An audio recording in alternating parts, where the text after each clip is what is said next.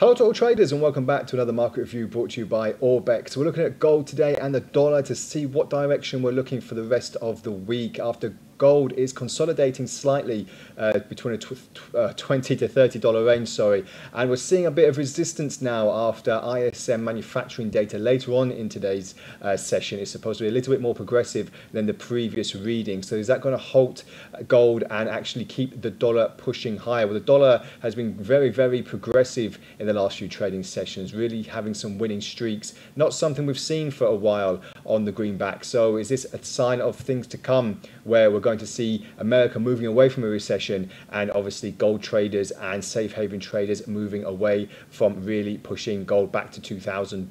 Well, we'll have to wait and see, but for the moment let's just get on the charts. We're looking on the daily chart for gold at the moment. The yellow metal, as I said, just slightly consolidating now. Just zoom it in for a better clarification, and we're just seeing now, a little bit of a high roughly about 1980, a low of 1944, so which, as I said, $20 to $30 range at the moment. So we're just waiting for the next breakout to the upside or downside, but this will just be a nice consolidation for a lot of traders just to keep an eye on at the moment. We're seeing the RSI just slightly fading in the last couple of sessions as well, giving us an indication that prices could start falling a bit lower. But like I said, we've got jolt opening jobs today, and also we've got manufacturing data coming out on obviously the all important NFP figures this Friday. But before we get to that, which direction is dollar and gold going? Are we just going to see more consolidation for now? Well, on the 4-hour chart, we're just waiting to see a little bit more of an intraday feel,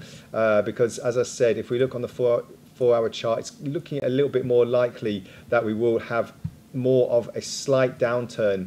We just take these last peaks and just put it into a slight channel. As you can see here, we're expecting another move to the downside, possibly towards the lower regions of 1940 if we do break 1950 in this session. So this is something I'll be looking out for as well if we're going to be going a little bit too low to the downside. As I said though, from the RSI perspective, it looks like price action is falling a bit lower. We're just waiting to see if there's going to be any major divergences to start boosting gold, and then we'll see what's in store for the rest of the session as well. We just take a look on the dollar while we're at it, and as I said, we are just seeing quite a progression in the last few trading sessions. On the daily chart, as you can see here, nicely moved away from the $100 area since we just dipped below that at the mid 99 area a few sessions ago. It's been very progressive. You can see all these progressive candlesticks in the near term as well. This is what's giving us more of an impetus to the upside. Now we're just trading towards the $102 area, so we're just waiting to see, as I said, for these big progressive US data figures to come out, and obviously the big NFP at the end of the week as well. Let's just take a look on the 4-hour chart. We just had it on a second ago.